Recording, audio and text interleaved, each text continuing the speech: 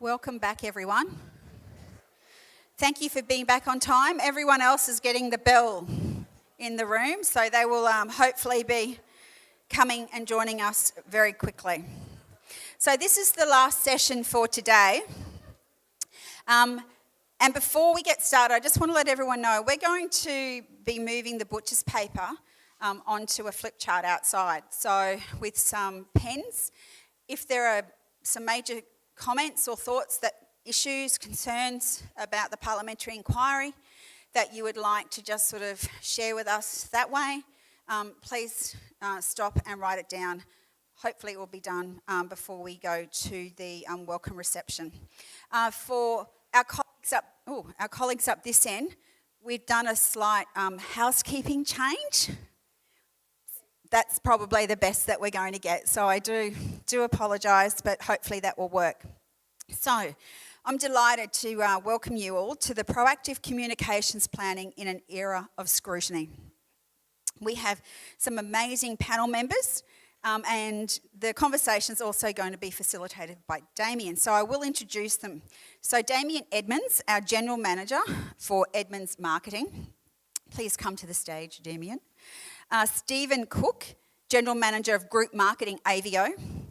Joanne Allison Shaw, General Manager, Bribey Respite and Support Services. Heather Hill, Managing Director of the Heather Hill Group.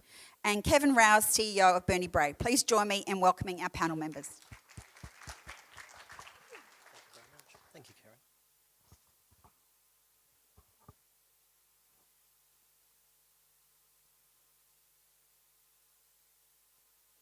Good afternoon. Let's see how that goes. Excellent. Look, good afternoon. This afternoon we've got a pretty intense panel session. We're going to be talking through how service leaders have been proactively developing their service promise within new communication parameters.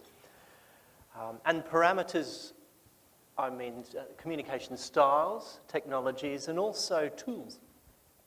Traditionally, communications have been reactive in this sector and developed on the fly. However, ad hoc processes leave organisations more exposed to risk and also challenges to cope with crises when they arise. And so as this industry matures under the public scrutiny and the public spotlight, strategic communications planning allows two things: a greater clarity of one's economic value, which allows opportunities to generate cheaper word of mouth within the communities. And that's one of the cheapest forms of communication available. So this session looks to do a few things. It looks to identify communication risks for aged care service providers. It looks to clarify actions that leaders can take to build awareness, generate sales and grow revenue, whilst also meeting standards of quality.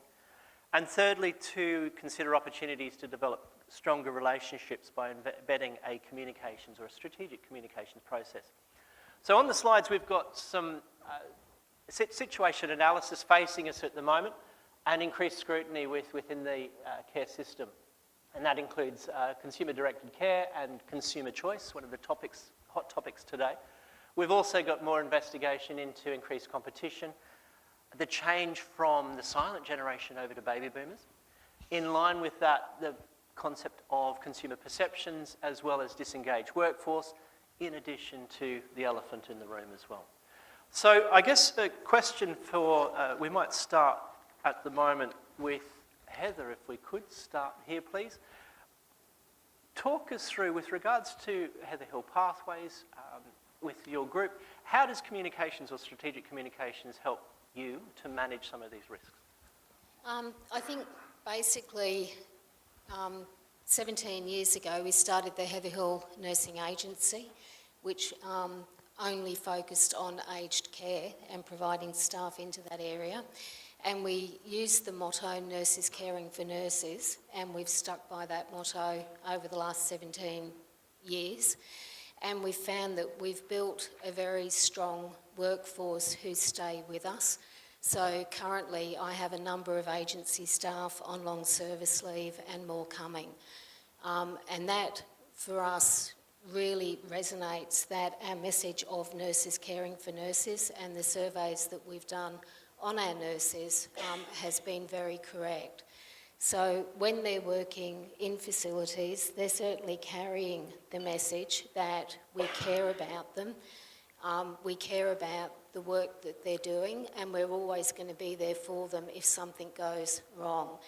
And that something does go wrong. I don't care where you work, there'll always be an issue that crops up, but we've always been there for them. And consequently, we find they keep in very good contact with us, and where some agencies literally treat their staff as widgets and just they'll get a text message to say this is where you're going.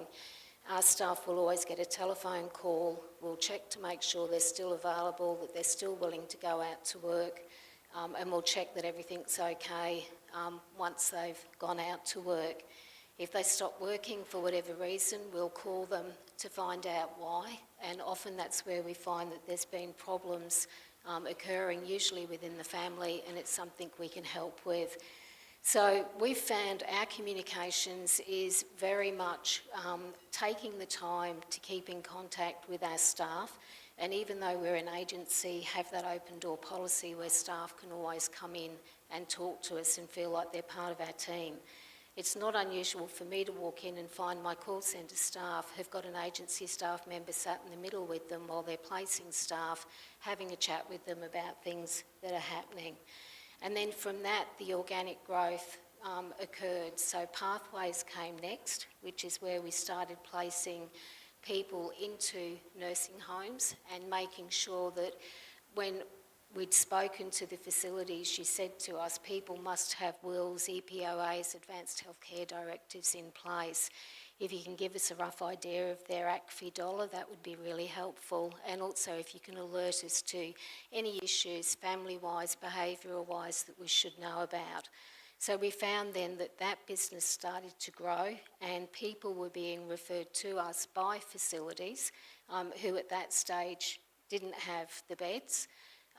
And also by, again, people that were seeing our nurses in the field, and our nurses were talking to them and they were coming back to us. So I guess strategically everything with us has been word of mouth. And then we found what happened was we did a lot of private home care. We found with Pathways, many people we were talking to didn't need nursing home care. It was home care that we could help them with. So Pathways then grew across to home care because we were referring our clients to home care providers, and we thought we may as well do this ourselves.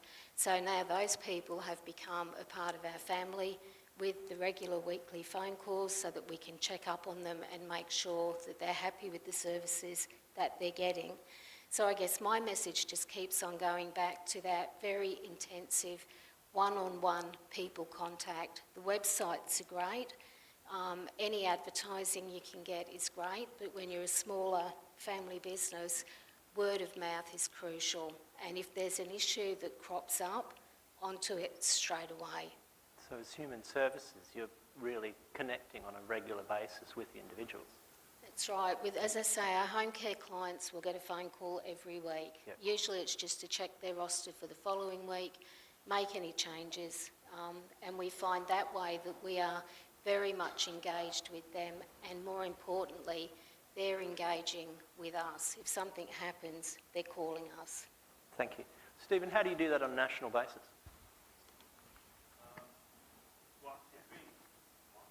Not yet. Let's throw that around. Stephen, we got that? Should have planned the Any? Hello. That's your question. So taking a strategic plan and rolling it out nationally comes, well, firstly, you need to have that plan. If you don't have that plan, you're going to have, we've got 93 different communities, you're going to have 93 different voices, 93 different messages, and ultimately what you're trying to achieve is going to be, certainly from a Marcom's perspective, it's going to be watered down and inconsistent. And with that, when we talk about the scrutiny that VAO has been under and that the whole category is under, that brings with it risks. So you want to have we need to have a plan. We've obviously got plans that I think the old saying is the cliche, if you fail to plan, you plan to fail, and also making sure that you document your plan. It gives you the opportunity then to always return back to that. The category is moving really fast at the moment. There's a lot of, obviously a lot of external forces that are impacting what we all do in our businesses. And to be able to respond to those, I think you need the core of your plan there so that you can find out where you're going to deviate from that. And if you deviate from that, it's a decision that you're making proactively rather than reactively. Doing it on the fly can bring with it a whole bunch of risks. If, from a marketing perspective, if we had to promise something that we can't deliver operationally because we haven't really planned that with the rest of the organisation, that's obviously going to bring about a whole bunch of risks. At its most simple, it's disappointing customers, but at its most risky, it's it's something that could land us in hot water. So we want to always make sure that we've really got a strong plan there. Thank you. Joe, from a local community's perspective, I think that's on. In our community, it's a fairly unique situation. I run an organisation that's been in Bribie Island for 30 years, and it's very much about us having that word of mouth in the community. I do say to my staff that if you don't tell me something, somebody will. And that is very real. So for us, word of mouth is probably the most important part of how we get our referral base and our reputation in the community. Yeah. And the other side of that is too, keeping constantly engaged with our staff, our clients and our client representatives, and reinforcing to them what it is we do, the values behind what we do, and why we are doing it. We are very much in the community for our community.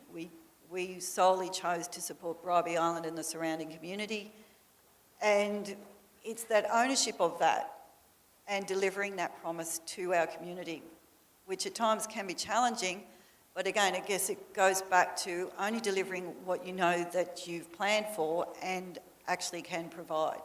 It is about choosing those services that you know you can do well and that you can provide to the community.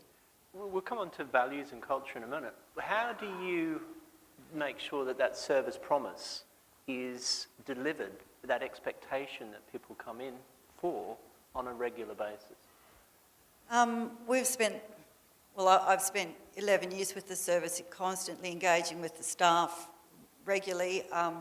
We've just moved on to probably a very much non-traditional plan of organisational structure where we've done away with a very autocratic system where we have a head and operations managers, and we're now very much a pod management with team leaders for each division. And by engaging very regularly with the team leaders, I'm engaging every day with the teams themselves, weekly, fortnightly, monthly, whole of service meetings every 3 months. It helps us keep together, keep moving forward. Our particular organisation has gone under a lot of change and transformation in the last 2 years, and that would not have been possible, or we couldn't have achieved the level of success we have without that constant engagement of the staff. And I guess if you spoke to some of my staff, they have a real ownership of the success of our organisation. Thank you. Kevin Rouse, in terms of Bernie Bray, how does this, in terms of some of the risks that you had identified early on, how does communication allow you to navigate that? I guess for us, we're a bit of a different style of organisation. So we started our life as a senior citizen centre, a Rotary project in the late 70s in the north side of Brisbane. In the 90s, our board decided that as aged care services started to become available, they should become a bit of a one-stop shop, and so start delivering multiple services to retirees in that area. And then since my time from the early 2000s, we've certainly taken that philosophy on board and grown to where today we run a large seniors membership base of about 9,000 who access our health clinics, our reformer Pilates clinics, our community centres. They come for exercise, they come for cards, bowls. But in recent years we've established food services, so we've got a cafe and catering business on premise. We've got a Hello World travel agency that we've been running for a couple of years. So for us, it's been about listening to our clients. So when we talked about consumer-directed care, I think we'd started doing that from the early days, because if we didn't deliver what the seniors wanted, they just didn't turn up.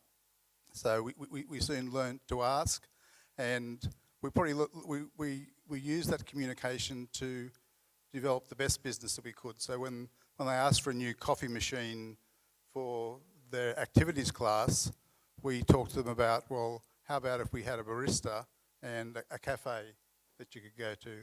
And so we've built our model very much around maximising on opportunity. And so seniors come to us and tell us that they want to be active and healthy and they want to travel. And so we try to look after them in that respect. We're currently developing a housing project, but what we find is that communications has become more complex for us rather than easy. We hear about e-commerce and we think, well, that would be great. When I first started, if we wanted to communicate with our seniors, we rang them up or we wrote them a letter. Today, 65% of them get the email, but there's still 35% of those 10,000 members who don't get the email, so we have to have some other communication styles to interact with them. So multi-channel or omni-channel? Yeah. So print media, so we see print's the thing of the past. For us, print's still very much a thing of the future. If we try to remove our newsletter or our 6 monthly update booklets, we'd be hung, I think. Yes. Yeah. Yes. Question for the panel. How do you find, we've been talking about this perfect storm with, over the last 15, 20 years, the internet, 1996, and through social media, through social networking, and equally with the smartphone, has allowed people to communicate and get a feedback loop. How has the feedback loop allowed your organisations to improve, or we're talking about continuous improvement, but also seek out new opportunities? Even with within the new quality standards, with feedback and complaints, anticipating that before it gets to Commissioner. I think for us it's been very much understanding who the target market is and what's the best communication style for them. And so even with word of mouth being such a large one, there's still that element of risk with word of mouth, because you lose control of what people are saying or when they're saying it. So we very much think of word of mouth as an internal strategy as well, so that our internal staff are well versed in all of our programs. They've got an understanding of the business. They feel as though they're part of the business. So when they're communicating to somebody that needs word of mouth back, they're providing the right information to them. Whereas other groups, so the travel business is probably much more emails and Twitter accounts and Instagram accounts and those sorts of things.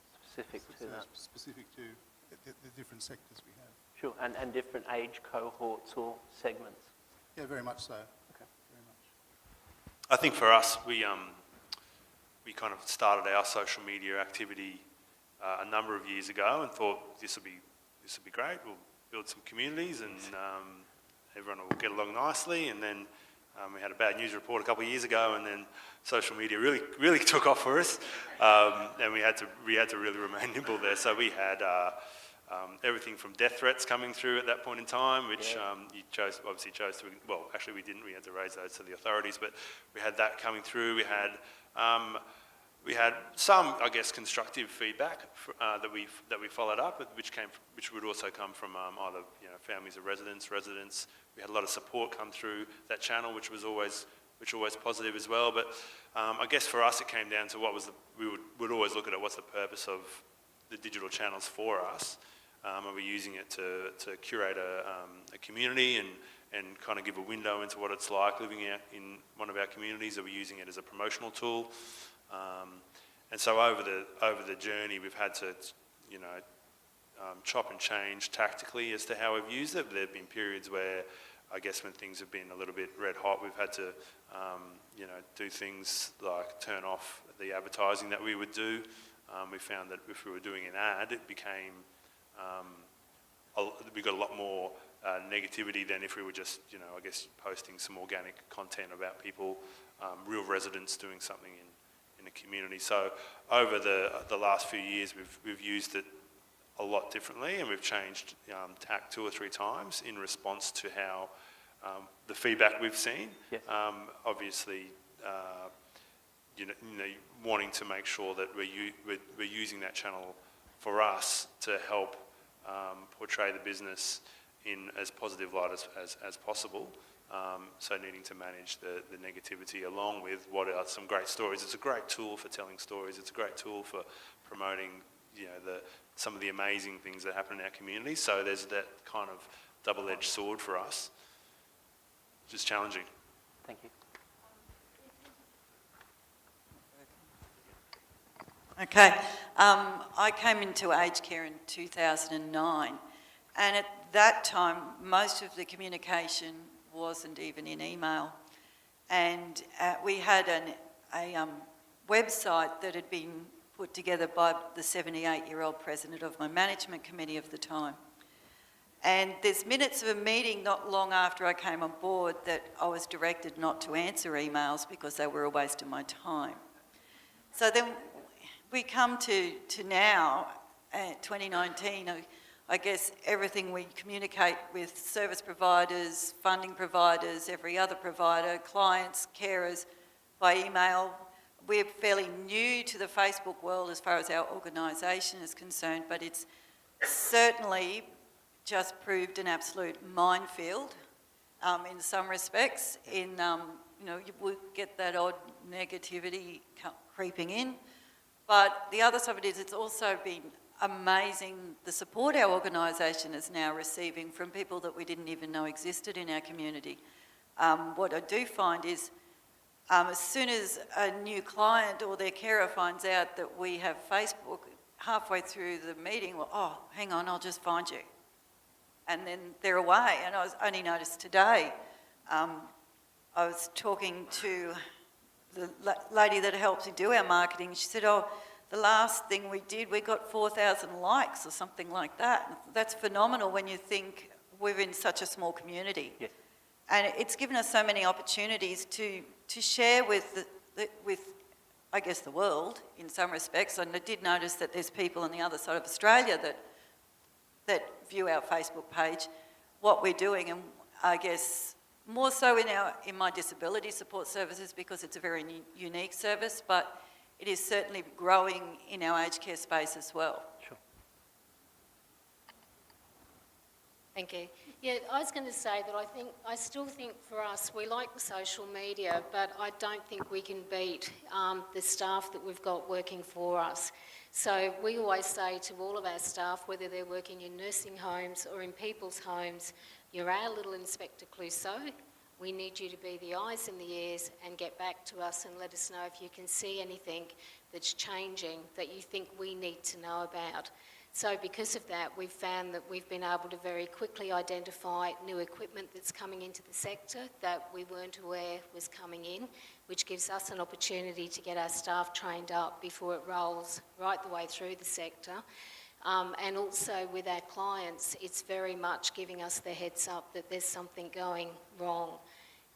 We find social media is good, but I don't know, I guess I must be really old-fashioned, but I just love a telephone call to say, Heather, I've noticed this. I don't know if you need to know about it, but I'm just going to tell you and you can make up your mind. Thank you. Something else about, yeah, sure. I guess, with staffing too, if we're going to start engaging the younger generations, they're into social media.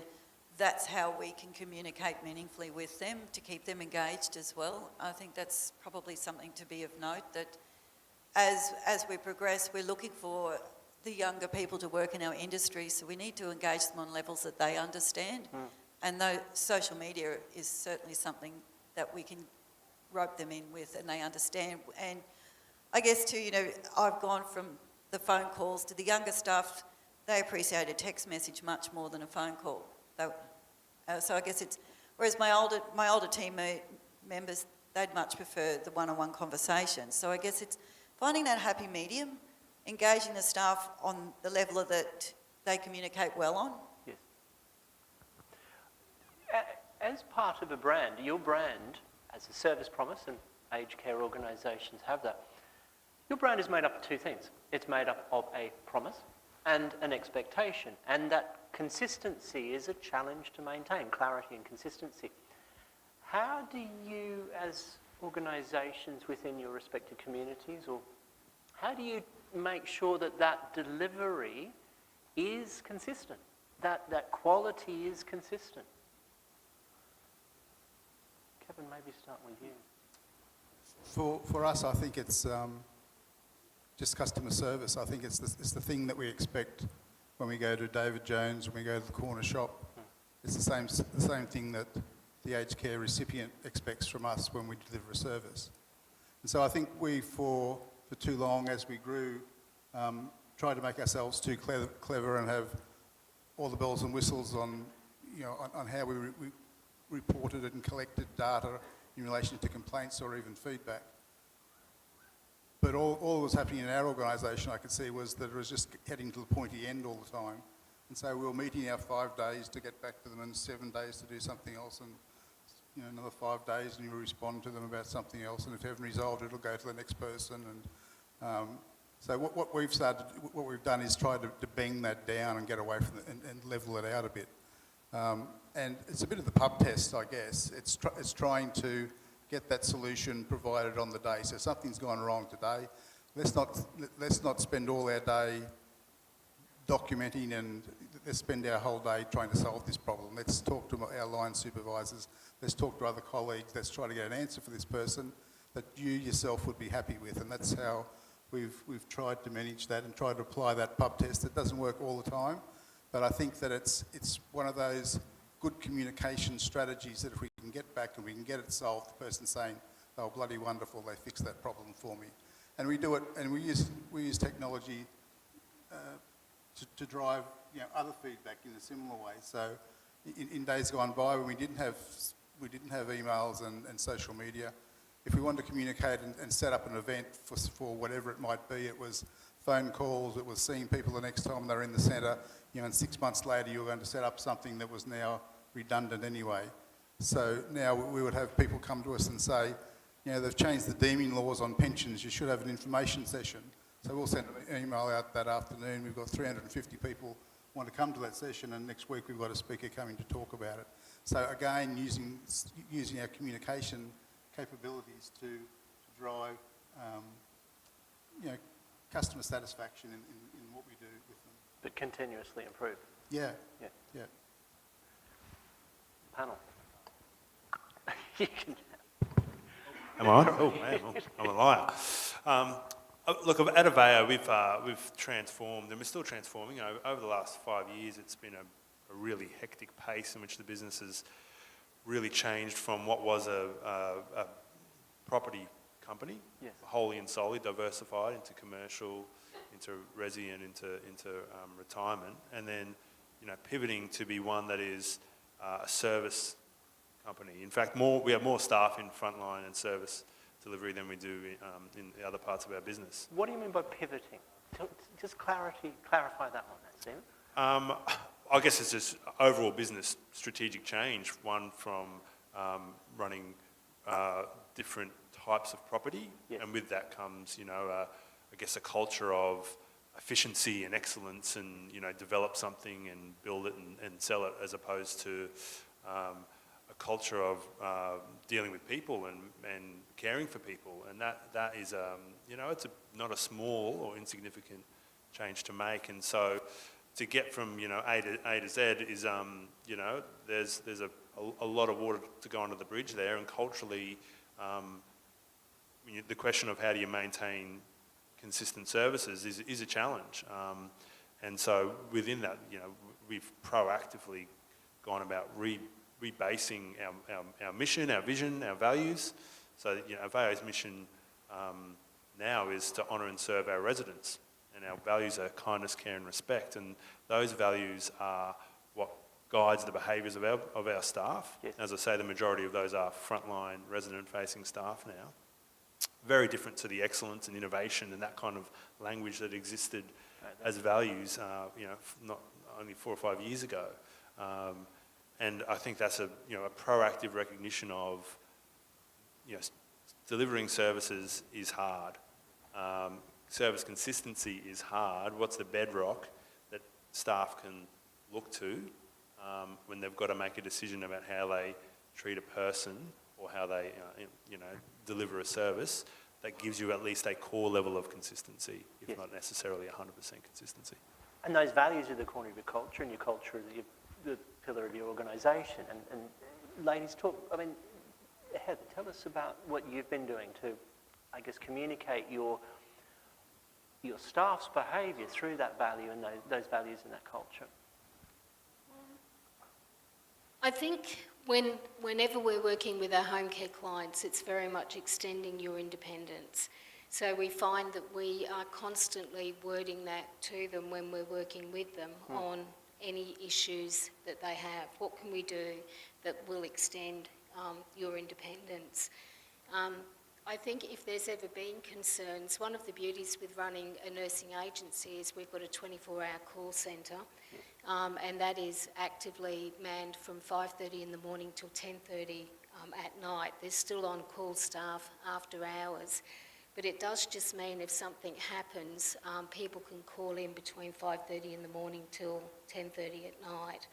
So again, and that's 7 days a week. So if something happens within a family, they know that they're going to get in contact with somebody very quickly that's going to be able to give them support and advice to move them through the next steps.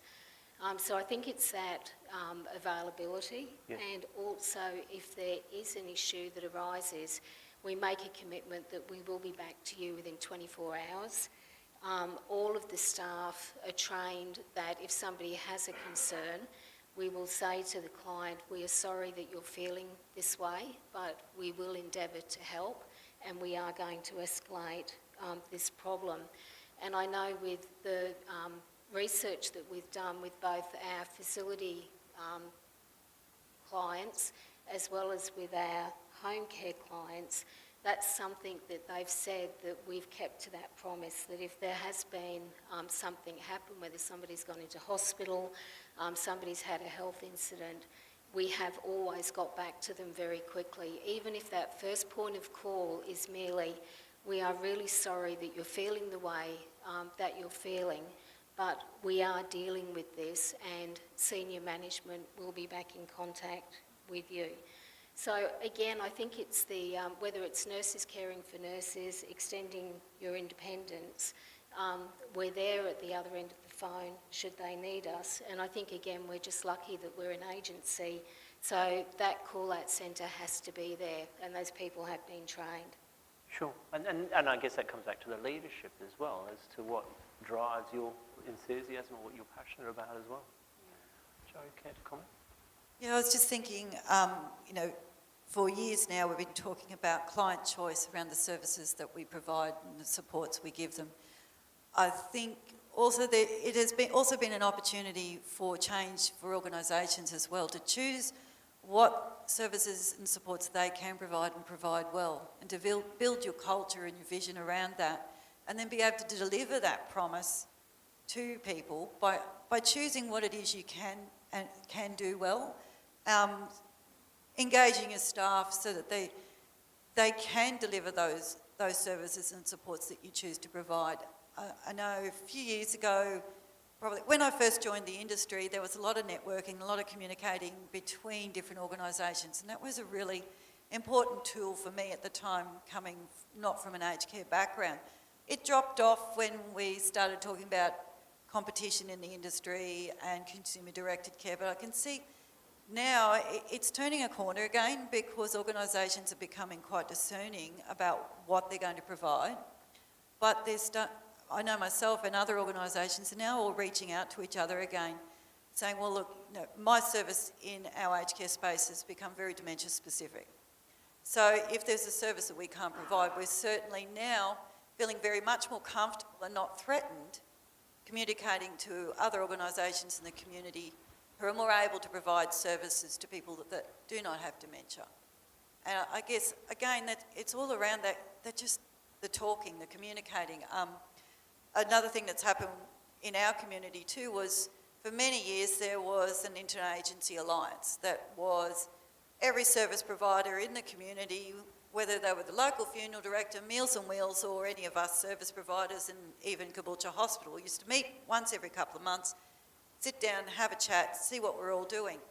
Well, that stopped because everybody felt threatened by everybody else, and it was really, and I see a lot of people nodding because it probably happened in other communities as well. Well, mid-last year, my service runs a Seniors Expo every year for the local community. And last year there was a lot of service providers saying, can we start the interagency meetings again?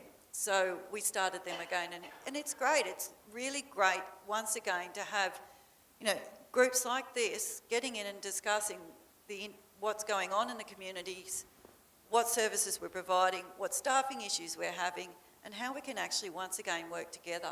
And so I guess that's another level that I guess we all talk about our organisational culture, vision, communicating with our staff, but it's about also, once again, re-engaging with other service providers. I think that's something that was forgotten for 3 or 4, probably 5 years, but is really important in the community. I've heard recently that because of the terabytes of information in our hot little hands, we've got shed loads of data and shed loads of information. We're putting that together ourselves.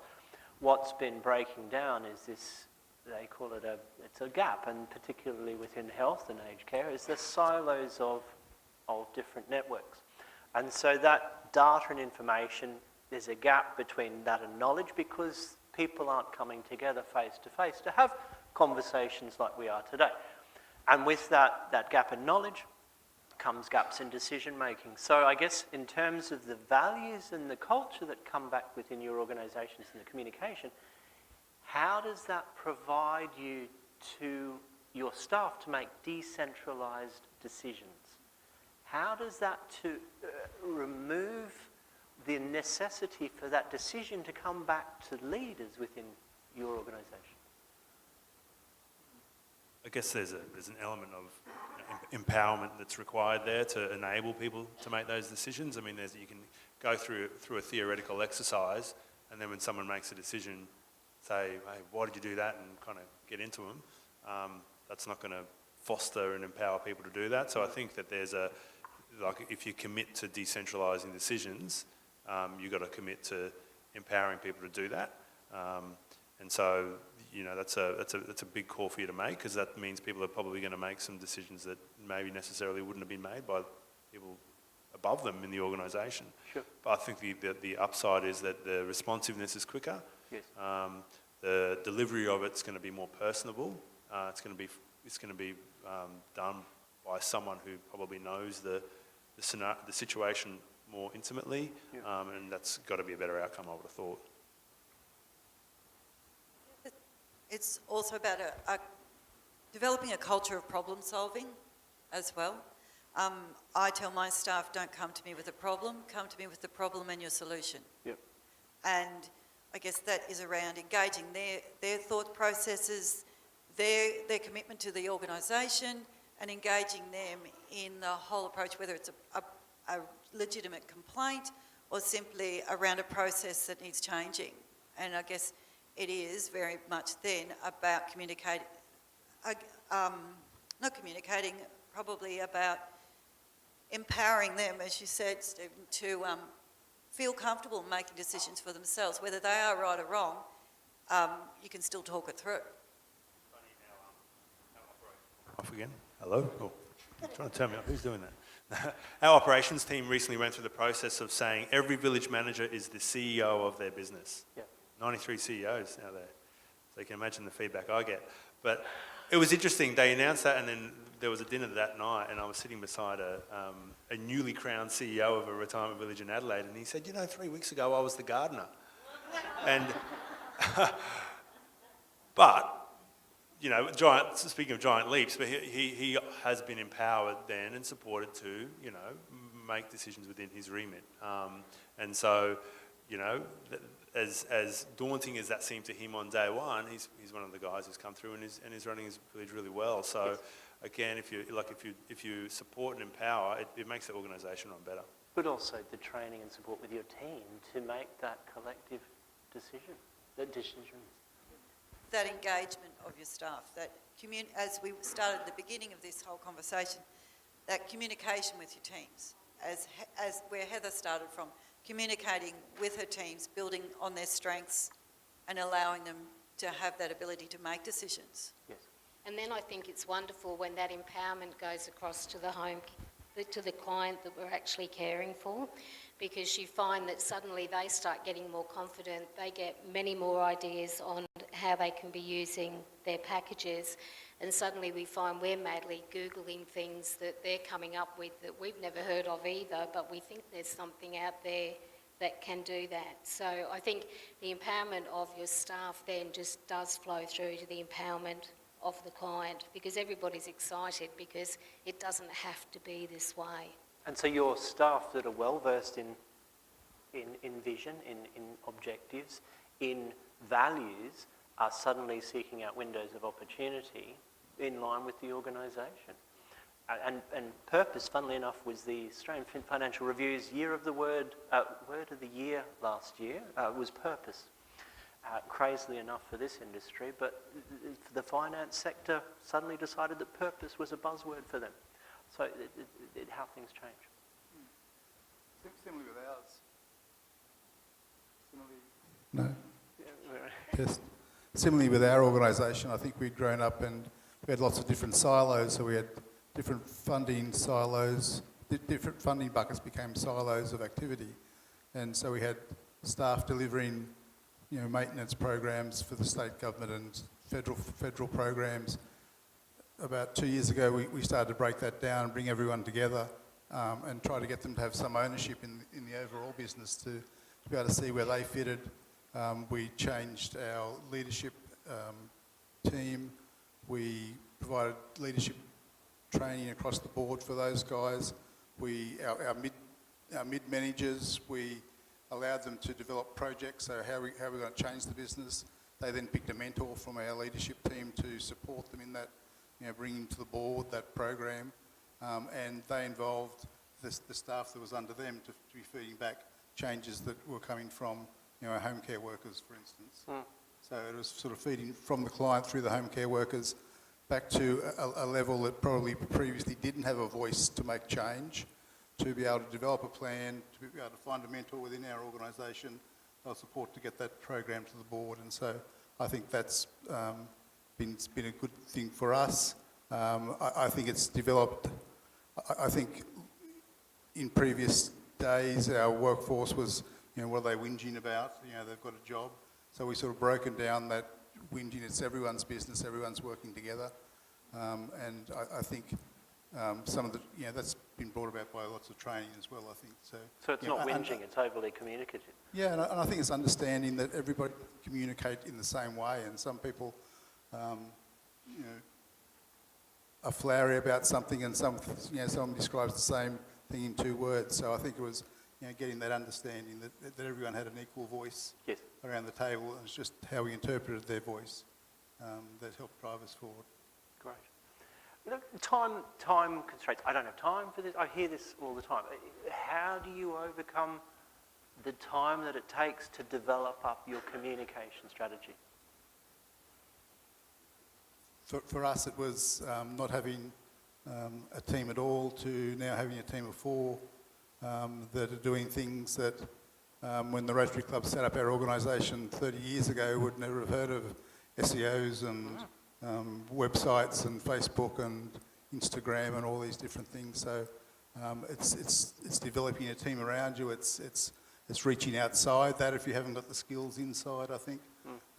What's become evident to us is that it's really important that the message that we deliver is strong, because we can't have be good in one area and not good in another area. So we need positive feedback from all our businesses, and having a strong marketing team, I think, marketing communications team is part of that.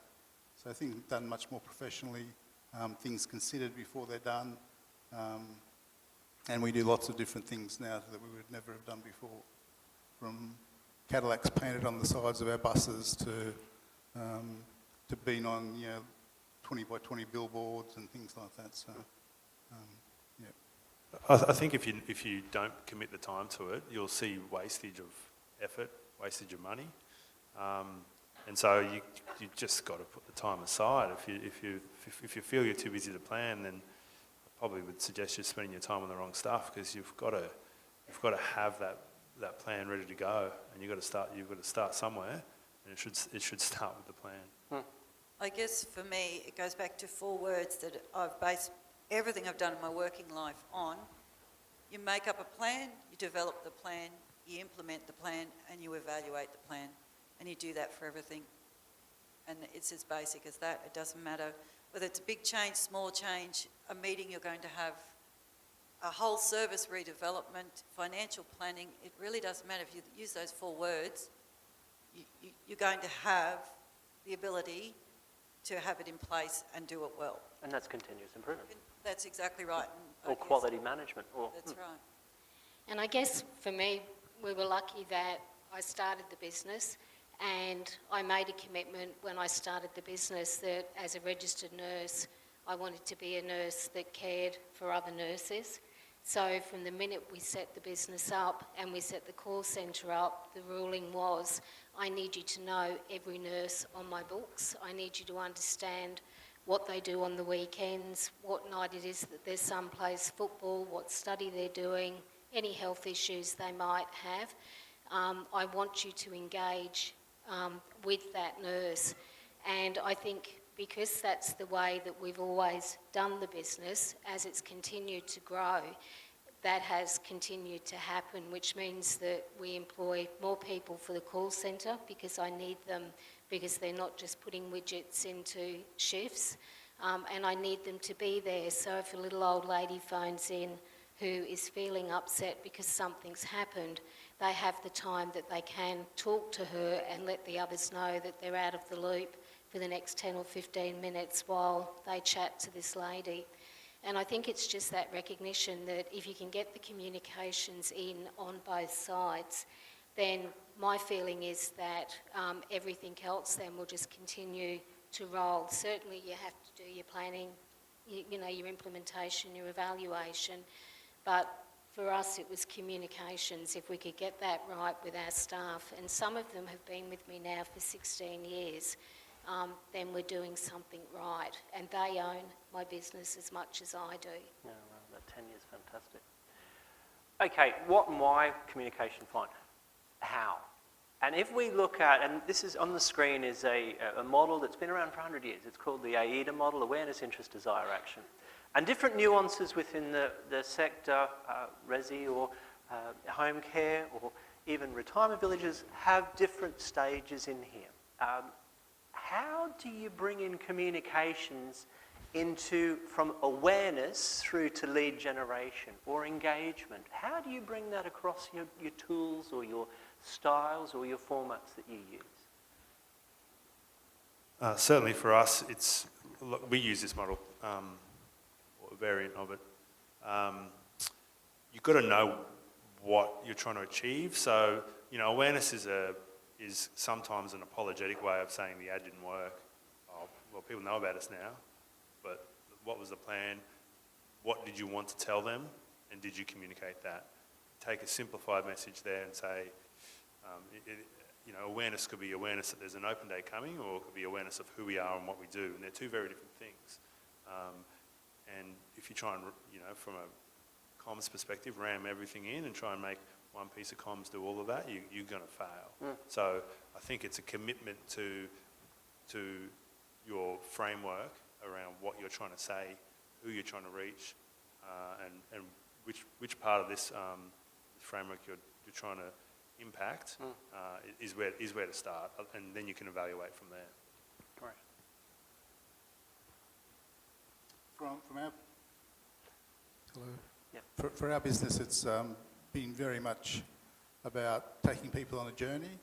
So it's the awareness, one would hope, is an ongoing thing. So I guess our philosophy is that we engage them in our business when they don't need aged care services. So when they're retirees, when they want to go to a clinic, they want to do a yoga class, they want to do Tai Chi, or they want to do, they want to go on a bus trip, they want to go to theatre, they want to go to the football on the weekend with some friends.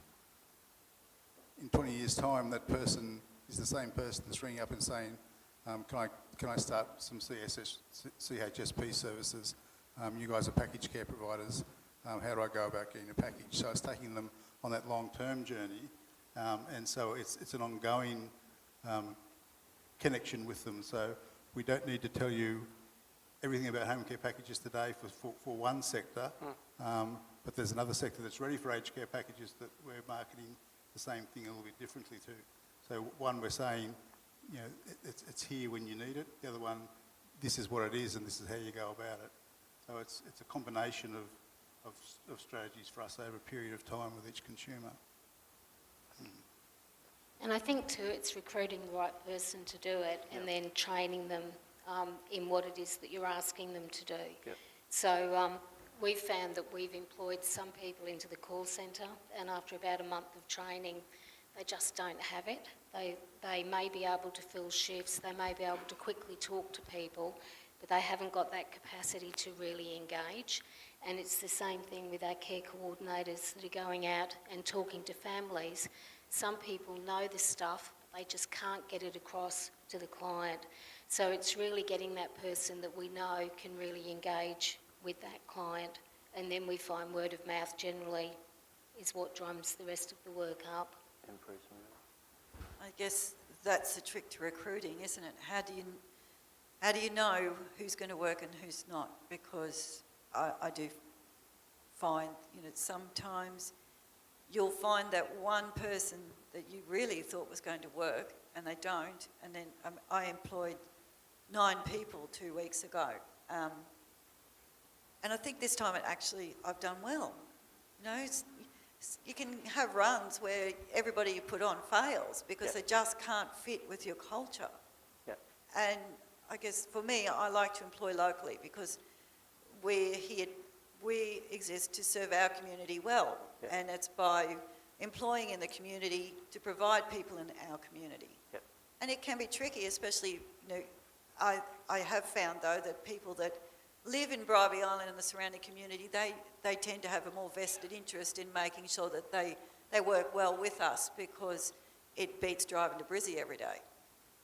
But it is tricky. Recruiting the right people on any level can be a very difficult thing. Thank you.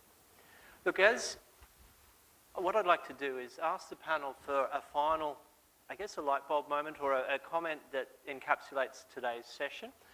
I'd like to also invite questions from the floor, and we might give up 2 of our on and off intermittent microphones for that. So thank you for your comments so far.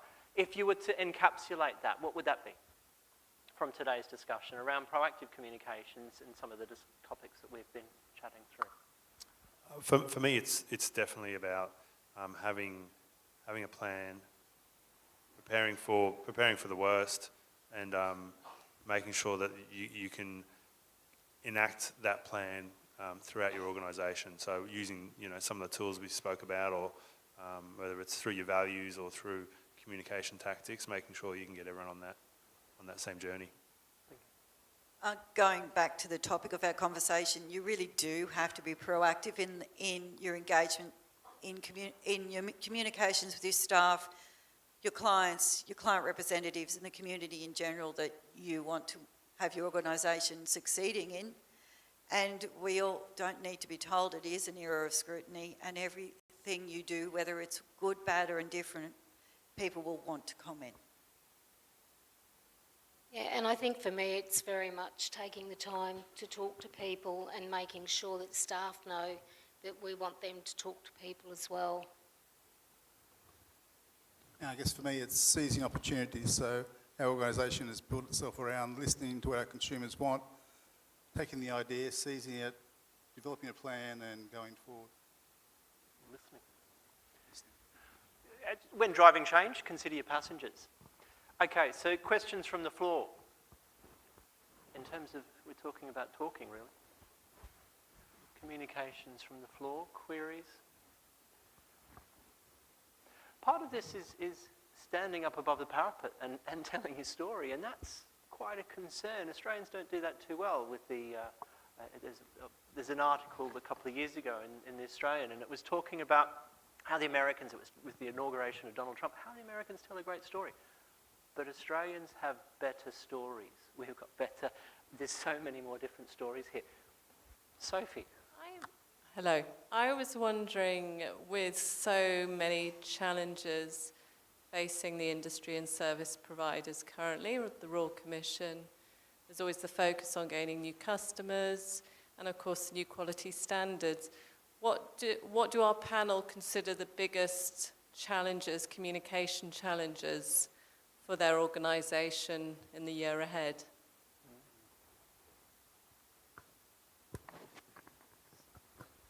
Okay, one for me. I think that there's always challenged, certainly in a marketing department, challenged with what today needs and what tomorrow, requires. And so, we've got, internally, we've got KPIs and obligations to help generate sales. That's kind of why we're there. But also setting in a plan for the future, and I guess it's a commitment to that. So challenges around, confusion of what the category is, what our organisation does, as an organisation that is changing and ever increasing the level of services and care it provides. There's challenges in communicating who we are and what we do, and they're long to medium term fixes, but faced with an imperative to generate sales today comes with a little bit of friction, I guess. Yeah, I'd say for us it's reassurance, and it's really reassuring clients that what the media says isn't necessarily what's happening everywhere in the industry. It's a very tiny little percentage, and that the majority of the industry really are doing a great job. But we find with our clients, and particularly with clients that we're looking to place into nursing homes, the fear that the family has and the stories that they tell us, that's something we work on a lot, is reassurance. And I think I just think it is so wrong what's happening. So you're leading that communication process with your consumers, your potential customers. Exactly. Yeah, right. Yeah. I think for us it's knowing where the trigger points are. Yes. I think it's not accepting that you're legally right but morally wrong. I think it's stepping up and saying, just because we could, what we did, and I'm probably drawing the analogy from the Banking Royal Commission, where sometimes they were legally right and stood on that point, where the pub test was saying, you're morally wrong, and I think we need to understand that we need to step over that. And the other thing I think we need to do is to take all those opportunities in our business to build the good stories, to make sure that if there is something out there that's a bad story, that there's 150 good stories out there as well, and that stakeholders are able to represent you. Thank you. I think it just does well to remember that change is the only constant. And since I've been in the aged care industry, this will be the third set of standards. The service that we provide doesn't change, it's just the way we present it. That's the only difference. If you keep to your core values and just keep doing what you're doing well, you'll just keep going. Human services is the call. That's right. Jane. In a remote and rural region, the local newspaper can be a great carrier, and we have had the joy of having very satisfied customers writing very wonderful letters to the editor. While that hasn't come from our aged care facility itself, it's come from satisfied customers writing very positive letters to the editor, and that has been wonderful for us. Yes, great. That's what we find too in Bribie Island. Through the Chamber of Commerce, one of the other members is the editor of one of the local papers. We put regular editorials in the paper. We get a lot of feedback from new clients saying, we found out about you in the local paper, the story about the guys going to the beach last week, and we thought that was great. And it might, for some people, be a very old-fashioned tool, but in our smaller communities, especially with the free papers that the older generation love to read, it's a really powerful tool.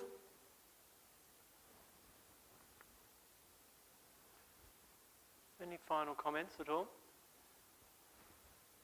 That's okay, Don.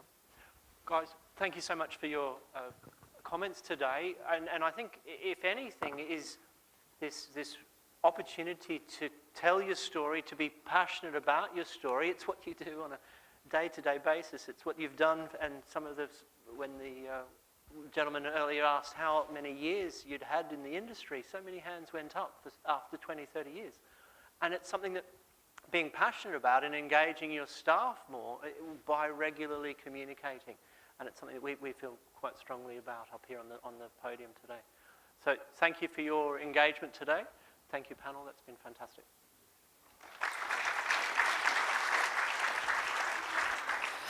Okay, so Damien, Stephen, Joanne, Heather and Kevin, thank you. When I was thinking about the flexibility and the adaptability of the different communication models that you use, but also recognising the importance of that relationship and how your staff are the eyes, ears and heart of what you do. I also then thought I need to send my dad around because he will challenge every one of you. My dad is one of those gentlemen, he doesn't believe. He has a smartphone, I think it's the original Nokia. It's smart because it rings, he answers it, and then it's done. So, you know, he has no idea what an email is. Well, he does, but he chooses not to use it. And he also is probably the only person in Queensland that still has a checkbook. So, So, I am the person who is stopping you from some refreshment ales or bubbles and some canapes. But if I could just, if you could bear with me for 1 minute. What a day we've had for day one. It started with our I Care for Our Aged Care campaign being launched. And hopefully everyone, or a fair amount of you, have actually gone to the LASA booth and had your photo taken and then done the hashtag federal election 2019. If you haven't, please take the opportunity over the next couple of days to do so.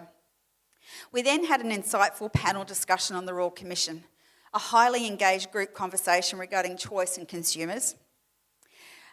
Paula from Victoria shared her organisation's consideration of the impending introduction, about 3 months away, about voluntary assisted dying. Anne Wunsch took us through the rebirthing of the Quality and Safety Commission, and then Julie McStay mixed it up a little bit and asked some questions of Anne and provided some highly invaluable learnings regarding managing risks and also strengthening the governance processes. We had the opportunity to hear from Aaron Harper, and he spoke about the Queensland Government's inquiry into aged care, end-of-life and palliative care, and the voluntary assisted dying. And I know I sound like a bit of a broken record, but if you don't have time to get involved with our Survey Monkey, and we're aiming to actually get that sent out to all the delegates, please, we've got the whiteboards here, just come and write some comments down so that I've got something to work with. And I think one of the statements that resonated with me, Kevin, was when you said that everyone has the equal voice. It's just got around the table. It's just that the voice is slightly different. So I think that was very, very important. For those of you who are actually leaving today, Light and Easy has your take-home roadie pack. So if you are leaving, please go out. There's a trestle table outside, and Light and Easy has your meals there. For those of us who are leaving on Friday, please don't take the ones today, but they've got everything ready out there for you. If you are registered to attend the Rural and Remote Focus Dinner, this is actually held in the Cool and Gatter room, which is right at the end of the foyer, and then you turn left at 7 o'clock. And we'd just like to thank our dinner sponsor, Willem Construction, for their generous support of this dinner. I'd now like to invite you to come and join us in the trade exhibition for some networking, some canapes and some liquid refreshments. Please visit the trade booths during the event, and as I said earlier on, some of them are running some amazing competitions with great prizes up for grabs. Sessions commence at 8:45 in the morning, and I look forward to joining you all then, and thank you very much for your participation today, and have a lovely night.